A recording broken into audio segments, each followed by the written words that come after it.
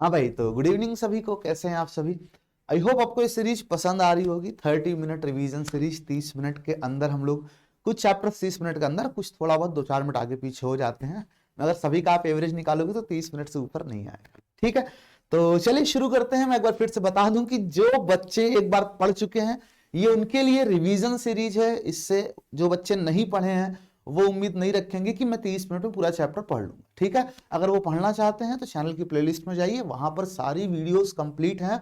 वहां पे one shot भी है, कंप्लीट पूरा लेसन भी है। जैसे आपके पास समय हो आप उस हिसाब से पढ़ सकते हैं। ठीक है, और अगर आप अच्छे से पढ़ना चाहते हैं और नोट्स वगैरह चाहते हैं, असाइनमेंट वगैरह चाहते हैं और टेस्ट सीरीज वगैरह चाहते हैं, सारा कुछ चाहते हैं, तो आप दी ऑनलाइन कोचिंग ऐप डाउनलोड कर सकते हैं। वहां से भी आप अपनी पढ़ाई को कंटिन्यू कर सकते हैं। ठीक है, तो चलिए फिर शुरू करते हैं। आज का हमारा टॉपिक है विद्युत चुंबकीय तरंग, है ना। ये बहुत छोटा टॉपिक है, बहुत जल्दी खत्म होने वाला है। ठीक है, तो विद्युत चुंबकीय तरंग की सबसे पहले बात कर ले तो ये होती क्या है। तो हम जानते हैं विद्युत चुंबकीय तरंग एक ऐसी तरंग है जो कि विद्युत क्षेत्र और चुंबकीय क्षेत्र के परस्पर लंबवत दिशा में किसी माध्यम में संचरण के कारण, कंपन के कारण आगे बढ़ती है। ठीक है, इसमें जो चुंबकीय क्षेत्र होता है और वैद्युत क्षेत्र होता है वो परस्पर लंबवत दिशा में कंपन करते हैं और कंपन के भी लंबवत दिशा में विद्युत चुंबकीय तरंग आगे बढ़ती है। ठीक है, ये किसी दोलित या त्वरित आवेश से, मतलब कोई आवेश या तो दोलन कर रहा हो या तो त्वरित गति से गति कर रहा हो, उस स्थिति में ये तरंगें उत्पन्न होती हैं। ठीक है, गुण की बात करें तो ये अनुप्रस्थ होती हैं। ठीक है, वैद्युत क्षेत्र और चुंबकीय क्षेत्र के परस्पर लंबवत कंपन के द्वारा माध्यम में आगे बढ़ती हैं, निर्वात में भी चल सकती हैं और विद्युत चुंबकीय क्षेत्र में विक्षेपित नहीं होती हैं। ना तो विद्युत क्षेत्र में चुंबकित होती हैं और विक्षेपित होती है और ना ही चुंबकीय क्षेत्र में विक्षेपित होती हैं। विद्युत चुंबकीय तरंगों को समझने के लिए, दुनिया को समझाने के लिए मैक्सवेल ने एक नया कॉन्सेप्ट इंट्रोड्यूस किया जिसका नाम है विस्थापन धारा। मैक्सवेल का कहना था कि अगर हम कोई संधारित्र लें, अगर हम कोई संधारित्र ले, समांतर प्लेट संधारित्र ले अगर हम, और यहां पर अगर हम कोई धारा प्रवाहित कराएं, ठीक है, परिवर्ती धारा, क्योंकि अगर डीसी करंट प्रवाहित करा देंगे तो अचानक से चार्ज होने के बाद करंट रुक जाएगा, सेकेंड्स भी नहीं लगेंगे इस चीज को। तो परिवर्ती धारा अगर प्रवाहित कराएं तो इस प्लेट के जस्ट बाहर अगर एक लूप खींचे हम, तो इस लूप से बद्ध एक धारा आ रही है। इसका मतलब है कि इस पॉइंट पर एक चुंबकीय क्षेत्र बी आना चाहिए, है ना। लेकिन अगर हम इसके जस्ट अंदर एक लूप खींचे, जस्ट अंदर अगर हम एक लूप खींचे तो यहां पर चुंबकीय क्षेत्र नहीं आएगा। प्लेट के जस्ट बाहर, जस्ट अंदर, है ना, क्योंकि यहां पे कोई धारा ही नहीं है, आई जीरो है। तो एम्पियर के परिपथी नियम से बी डॉट डीएल में अगर आई जीरो तो ये जीरो, तो बी भी जीरो होना चाहिए, है ना। लेकिन चुंबकीय क्षेत्र अचानक से डिसकंटिन्यूअस तो नहीं हो सकता, है ना। इसका मतलब है कि चुंबकीय क्षेत्र अगर यहां है तो चुंबकीय क्षेत्र इस पॉइंट पर भी होना चाहिए। अचानक से डिसकंटिन्यूअस नहीं हो सकता, धीरे धीरे घटेगा, अचानक से डिसकंटिन्यूअस नहीं हो सकता। यानी कि अगर यहां पर है तो यहां पर भी होना चाहिए। ठीक है, फिर प्रैक्टिकल किया गया, अंदर एक चुंबकीय सुई रखी गई और उसके बाद जब इसमें धारा को परिवर्तित किया गया तो अचानक से परिवर्तन, धारा परिवर्तन कारण यहां पर चुंबकीय सुई हिल गई। इसका मतलब है कि मैक्सवेल सही सोच रहे थे। ठीक है, तो उन्होंने कहा कि भैया एम्पियर आप एक गलती कर रहे हो, यहां पर जो आप डिसकंटिन्यूअस कर दे रहे हो धारा को, एक्चुअल में डिसकंटिन्यूअस नहीं होगी। इसके अंदर एक काल्पनिक धारा का मैक्सवेल ने सुझाव दिया और इस काल्पनिक धारा का नाम रखा विस्थापन धारा। ठीक है, यह धारा प्लेटों के मध्य विद्युत क्षेत्र परिवर्तन के कारण उत्पन्न होती है। मतलब विद्युत क्षेत्र परिवर्तित नहीं करोगे, धारा को कांस्टेंट कर दोगे तो विस्थापन धारा उत्पन्न नहीं होगी, लेकिन विद्युत क्षेत्र परिवर्तन कारण ये धारा उत्पन्न होती है। बात समझ में आई? ये बात मैक्सवेल ने बताई। फिर मैक्सवेल ने कहा धारा होगी कितनी, चलो इसको कैलकुलेट किया जाए। ठीक है, तो उन्होंने कहा भाई प्लेटों के बीच वैद्युत क्षेत्र E इक्वल टू हो जाएगा सिग्मा अपॉन एप्सिलॉन नॉट, और सिग्मा होता है Q अपॉन A, तो E का मान इतना हो जाएगा। यहां से Q का मान निकालेंगे तो E एप्सिलॉन नॉट A हो जाएगा। अगर t के सापेक्ष हम दोनों पक्षों का अवकलन कर देते हैं, तो dq बाई dt ये वैल्यू हमको मिल जाएगी। ठीक है, और यहां से i d इक्वल टू मिल जाएगा भाई E इंटू ए को हम फाई कह देंगे, एप्सिलॉन नॉट ऐसे रहेगा, तो D phi E by D T, I D मतलब डिस्प्लेसमेंट करंट मिल जाएगी। ये करंट प्लेटों के बीच एक काल्पनिक रूप में उपस्थित है, ऐसा मैक्सवेल ने सुझाव दिया। और उन्होंने कहा भैया अब इसके आधार पे एम्पियर तुम अपना नियम बदल लो, ठीक है। और यहां पर तुम म्यू नॉट जो आई किए थे वहां म्यू नॉट आई प्लस में म्यू नॉट एप्सिलॉन नॉट, भाई म्यू नॉट तो अपनी जगह है, ठीक है। और यहां पे एक्चुअली ये कहा था उन्होंने कि म्यू नॉट आईसी के साथ साथ म्यू नॉट आई डी भी कर दो, है ना। बाहर बात करें अगर यहां पे, तो यहां पे कंडक्शन करंट है, इलेक्ट्रॉनों के प्रवाह कण आईसी, लेकिन अंदर विद्युत क्षेत्र में डिस्प्लेसमेंट यानी कि परिवर्तन के कारण आई डी करंट अंदर है ना। तो बाहर ये रहेगा, अंदर ये रहेगा, अंदर ये वाला 0 हो जाएगा और बाहर ये वाला 0 हो जाएगा, ठीक है। तो उनका आईडी का मान अगर रख देंगे तो ये नया समीकरण बनेगा, ये एम्पियर मैक्सवेल का समीकरण कहलाता है। बात समझ में आई। यहां आईसी कंडक्शन करंट है, संवहन धारा, और आईडी जो है डिस्प्लेसमेंट करंट है, विस्थापन धारा, ठीक है। तो उसके बाद आती बारी मैक्सवेल का प्रकाश के संबंध में विद्युत चुंबकीय तरंग सिद्धांत क्या था। तो मैक्सवेल ने कहा कि जब विद्युत चुंबकीय तरंगें किसी माध्यम में चलती हैं तो इसमें विद्युत क्षेत्र और चुंबकीय क्षेत्र दोनों परस्पर लंबवत दिशा में गति करते हैं, सही कंपन करते हैं, यानी उनका मन लगातार परिवर्तित होता रहता है, और ये उत्पन्न होती हैं किसी त्वरित आवेश से या दोलित आवेश से ये उत्पन्न होती हैं, ठीक है। और इसको समझाने के लिए मैक्सवेल ने कुछ गणितीय समीकरण दिए और कहा इस गणितीय इसका ना डेरिवेशन आपके सिलेबस में कुछ नहीं है, ठीक है, केवल आपको इनको याद कर लेना है बस, ठीक है। और इस गणितीय समीकरण की सहायता से उन्होंने समझाया कि किस प्रकार से विद्युत क्षेत्र और चुंबकीय क्षेत्र के परिवर्तन के कारण ये तरंगे माध्यम में आगे बढ़ती हैं, ठीक है। फिर बारी आती है मैक्सवेल के समीकरणों की। तो मैक्सवेल के समीकरण स्थिर विद्युत में गॉस का नियम जो था वो इनका पहला समीकरण, कुछ इन्होंने नया नहीं दिया, है ना। ये सब आप लोग पढ़ चुके हो, कहीं ना कहीं इन्होंने पूरी फिजिक्स से 4 समीकरण उठाए और कहा ये 4 समीकरणों की सहायता से मैं पूरी विद्युत चुंबकीय तरंग का समीकरण बनाऊंगा, है ना। उसी का इसका डेरिवेशन नहीं कह रहा था, उसका डेरिवेशन आपके सिलेबस में नहीं है।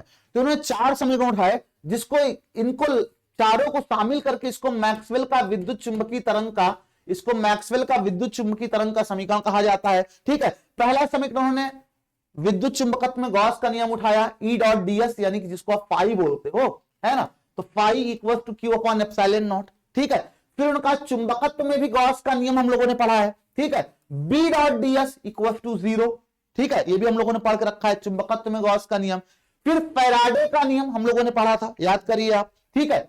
आपको फिर ये तो नहीं पढ़ा था, हम लोगों ने इस तरह से पढ़ा था, E equal to D phi E by D T, है ना। लेकिन ई क्या होता है, ई यानी कि वोल्टेज वी, और वी क्या होता है, ई डॉट डीएल, है ना।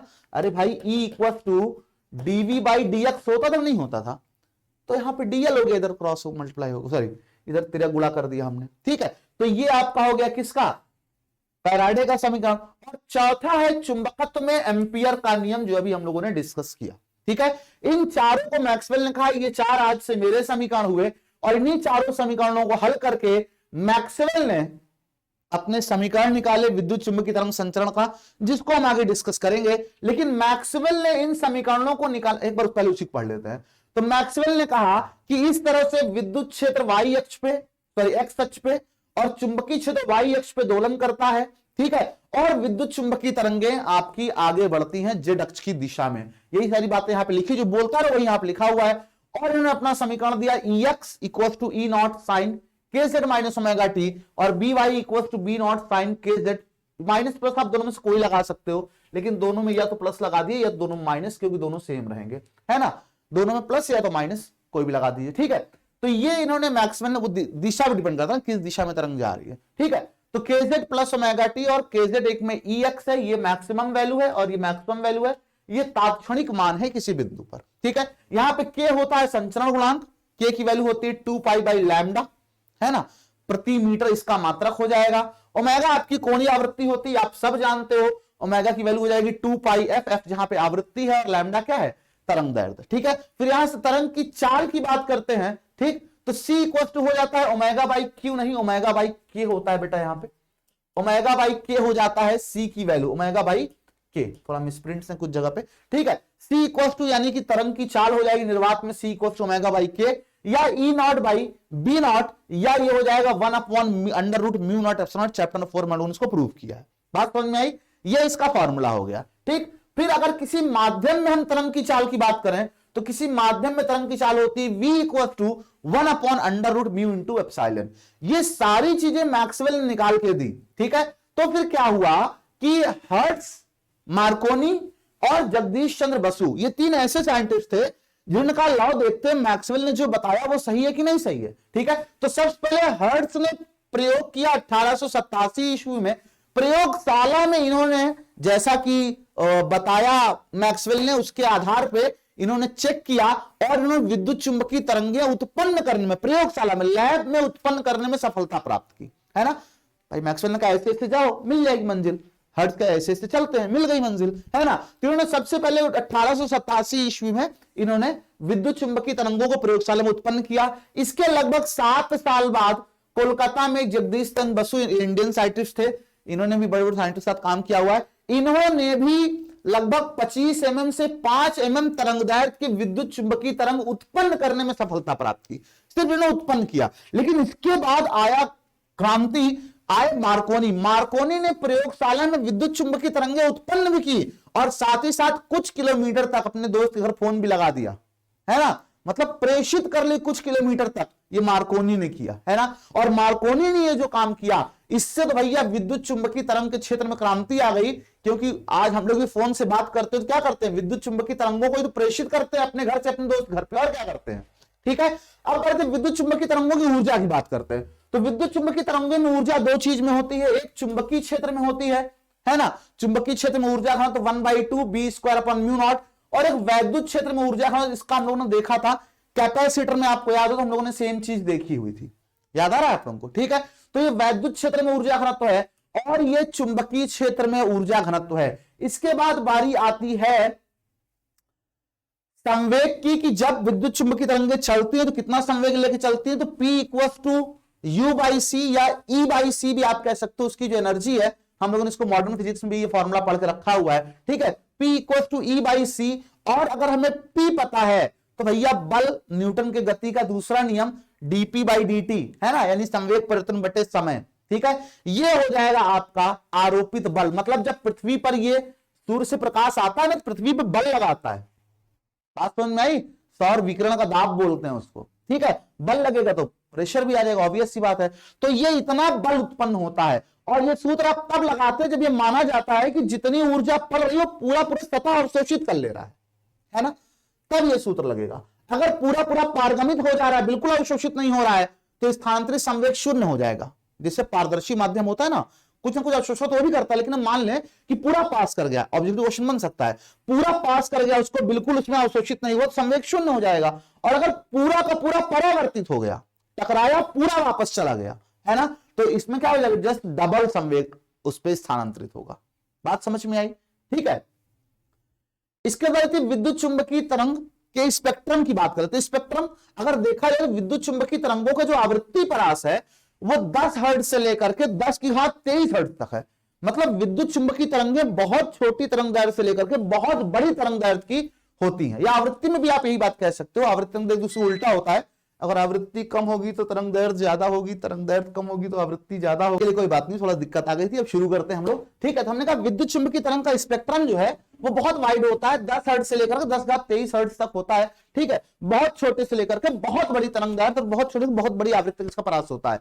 तो अगर हम इन आवृत्तियों में इसको डिवाइड करके लिख दें कि यहां से यहां तक आवृत्ति इस तरंगदैर्घ्य उसका नाम लिख दें हम, ठीक है। जैसे देखिए यहां पर आप 10�18 से लेकर के 10⁻23 तक को गामा किरण कहा गया, 10⁻16 से लेकर के 10⁻20 तक को एक्स किरण कहा गया, ठीक है। आप देख रहे होंगे ये एरिया दोनों में उभयनिष्ठ है ना। इससे स्पष्ट होता है कोई लाइन स्पेसिफिक नहीं है कि इस लाइन खींच दिया, इस लाइन के इधर एक्स किरण, इस लाइन के इधर गामा किरण, ऐसा नहीं है। क्यों?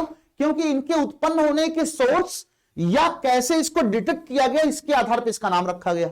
बात समझ में कि तरंगे कहां से उत्पन्न हो रही हैं या कहां से हमने पता लगाया कि ये तरंगे हमको दिखने को मिल रही हैं, ठीक है। तो इसके आधार पर इसका नाम रखा गया है, ठीक है। तो उस हिसाब से अगर इसको बांटा जाए तो ये आपको कंप्लीटली याद करना है, इसमें मेरा कोई रोल नहीं है कि एक्स किरण की तरंगदैर्घ्य परास कहां से कहां होती है, गामा किरण कहां से कहां होती है, अवरक्त कहां से कहां होती है, दृश्य कहां से कहां होती है, ये सारा चीज आपको याद रखना है। इसमें बेटा मैं कुछ नहीं कर सकता हूं, ठीक है। थोड़ा थोड़ा आपको बता देता हूं कि रेडियो तरंगे जो होती है ये किसी तार में जब आवेश दोलन गति करता है, त्वरित गति करता है, तब रेडियो तरंगें उत्पन्न होती है। इनकी आवृत्ति परास 500 किलोहर्ट्ज से 1000 मेगाहर्ट्ज तक के बीच होती है। ठीक है, इनका प्रयोग हम लोग रेडियो में, टीवी में, इन सारी चीजों में, सेलफोन में हम लोग संचरित करने के लिए इसका प्रयोग हम लोग करते हैं। इसके बाद बारी आती है सूक्ष्म तरंगों की। तो सूक्ष्म तरंगों में ये निर्वात नलिकाओं में उत्पन्न होती हैं और इसकी आवृत्ति परास गीगाहर्ट्ज में बहुत हाई होती है। इनका उपयोग हम लोग रडार में, गति मापक यंत्र में, माइक्रोवेव ओवन में आदि में करते हैं। अवरक्त किरणें जो होती हैं, इनकी तरंग दैर्घ्य ये गर्म पिंडों से उत्पन्न होती हैं या अणुओं से जो कंपन करते हैं उससे उत्पन्न होती है ऊष्मा के रूप में, इसलिए इसे ऊष्मा तरंगें भी कहते हैं। इसको हम लोग टीवी, एसी, रिमोट या पौधशाला को गर्म करने में थर्मोपाइल, बोलोमीटर, अवरक्त, फोटोग्राफी आदि में किया जाता है। ठीक है, इसके रिमोट में यूज होता है। ठीक है, टीवी उवी के लिए। फिर है दृश्य प्रकाश। ये हमारी आंखों के लिए संवेदनशील होता है, तो ऑब्वियस सी बात है हम इसे किसी वस्तु को देखने के लिए प्रयोग करते हैं। परमाणु में जब इलेक्ट्रॉन संक्रमण करता है एक कक्षा से दूसरे कक्षा में, एक ऊर्जा से दूसरे ऊर्जा स्तर में, तब ये तरंगें उत्पन्न होती हैं। इसकी तरंगदैर्घ्य परास 4000 एंगस्ट्रॉम से लेकर के 7000 एंगस्ट्रॉम तक होती है और इसका प्रयोग हम लोग वस्तुओं को देखने के लिए फोटो सेल में, सोलर सेल में आदि में हम लोग करते हैं। ठीक है, पराबैंगनी तरंगें जो होती हैं, ये भी परमाणु में जब इलेक्ट्रॉन एक ऊर्जा स्तर से दूसरे ऊर्जा स्तर में ट्रांजिशन करता है तो उत्पन्न होती हैं। पृथ्वी के वायुमंडल पे जो ओजोन परत है वो पराबैंगनी किरणों से ही हमको बचाती हैं। वेल्डिंग करने वाले एक विशेष प्रकार का चश्मा पहने रहते हैं क्योंकि उसमें से भी पराबैंगनी तरंगें उत्पन्न होती हैं जिससे हमारी आंखों को नुकसान होता है। ठीक है, इसका प्रयोग जीवाणुओं को मारने के लिए फोटो सेल, फोटोग्राफिक फिल्म आदि में होता है। ग्रीन हाउस गैसें जैसे कि सीएफसी है, ओजोन परत है, ठीक है, सॉरी सीएफसी है और भी है, नाम नहीं लिखा मैंने, ठीक है, मेरे को याद भी नहीं सही कहूं तो, ये ओजोन परत को क्षति पहुंचाती है, इसीलिए इसके उत्सर्जन के लिए अंतरराष्ट्रीय नियम भी बनाए गए हैं। ठीक है, एक्स किरणें क्या होती है? धात्विक लक्ष्य पर किसी धातु के टुकड़े पर जब हम लोग उच्च ऊर्जा का इलेक्ट्रॉन की बौछार कराते हैं तो एक्स किरणें उत्पन्न होती हैं। इनकी तरंगदैर्घ्य परास 0.001 एंगस्ट्रॉम से लेकर के 100 एंगस्ट्रॉम तक होती है। इसका प्रयोग चिकित्सा में, हड्डी टूटे तो बोल चिकित्सा में हड्डी टूट गई, जो एक्सरे करा के कहां टूटी पता कर लेते हैं। ठीक है, कैंसर का उपचार भी इसकी सहायता से किया जाता है। अगर किसी भवन में कहीं दरार पड़ गई है तो उसका पता भी इसकी सहायता से किया जाता है। ठीक है, और सजीव ऊतकों को, मतलब हमारे जो ऊतक हैं, बॉडी के टिश्यूज हैं, इसको नुकसान पहुंचा सकती है, इसलिए इसके अधिक उद्भासन से बचना चाहिए। मतलब बहुत ज्यादा नहीं, बात बात पे एक्सरे कराने पहुंच गए, नहीं कराना चाहिए, नुकसान पहुंचाता है हमको ये। ठीक है, इसके बाद आती है गामा तरंगे। गामा तरंगे रेडियो एक्टिव क्षय से उत्पन्न होती हैं।